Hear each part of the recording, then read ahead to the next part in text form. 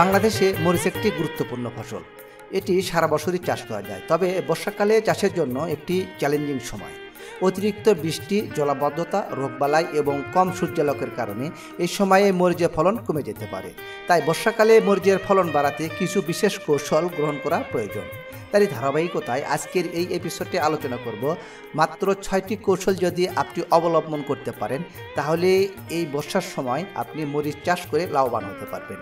তাই আপনারা যারা এই বর্ষার মৌসুমে মরিচ চাষ করেছেন, আজকের ভিডিওটি আপনাদের জন্য অনেক গুরুত্বপূর্ণ।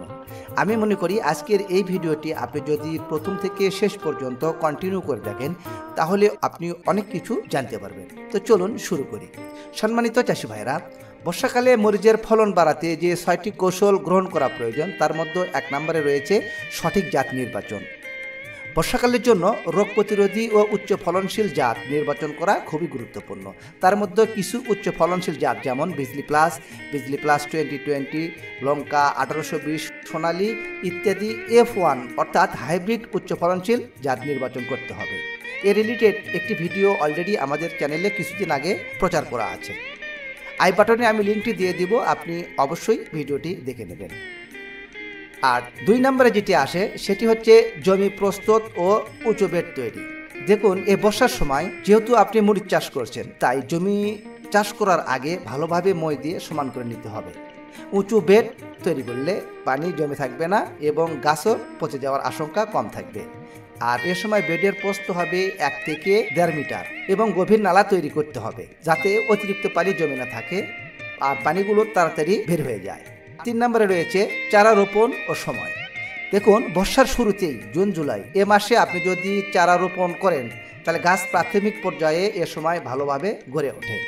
আর চারা বয়স অবশ্যই 20 থেকে 25 দিন হলে রোপণ করতে হবে। রোপণের সময় 50 থেকে 60 সেন্টিমিটার অর্থাৎ 1 থেকে 2 ফিট দূরত্বে একটা থেকে আরেকটা চারা রোপণ করতে হবে।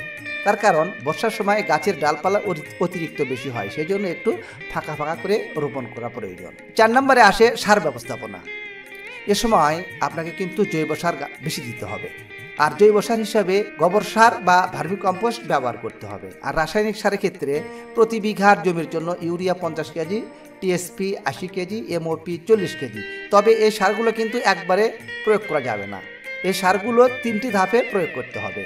যেমন মূল চারা রোপণের সময়, আবার গাছে যখন ফুল আসবে সে সময়, আবার যখন গাছে ফল ধরবে সে সময়। এই 3 সময় কিন্তু আপনাকে এই সারগুলো প্রয়োগ করতে হবে।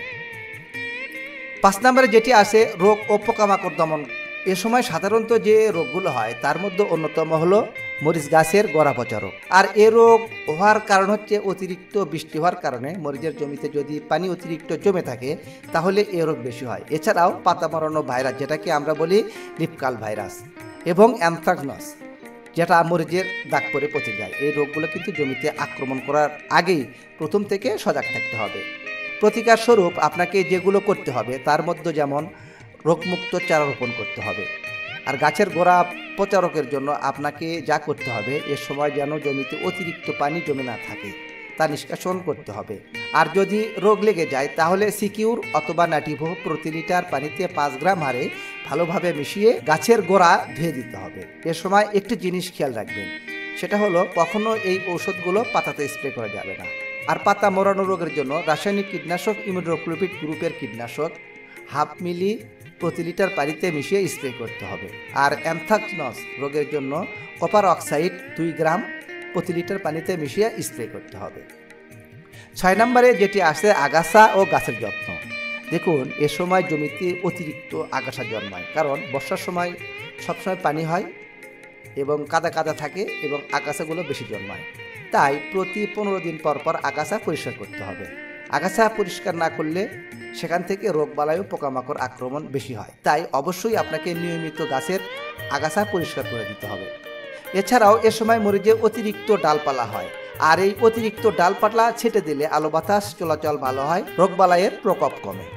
সম্মানিত চাষি ভাইরা, বর্ষাকালে মরিচ চাষ কিছুটা চ্যালেঞ্জিং হলেও সঠিক কৌশল ও ব্যবস্থাপনার মাধ্যমে উচ্চ ফলন নিশ্চিত করা সম্ভব। আমরা যদি উঁচু বেড, সঠিক জাত, ভালো পানি নিষ্কাশন ও রোগ দমন ব্যবস্থাপনার এই কৌশলগুলি অনুসরণ করেন, তবেই বর্ষাকালে লাভজনক মরিচ চাষ করা সম্ভব। আজকের ভিডিও এই পর্যন্তই। কথা হবে পরবর্তী অন্য কোনো নতুন এক এপিসোডে। সে পর্যন্ত সবাই ভালো থাকবেন। আল্লাহ হাফেজ।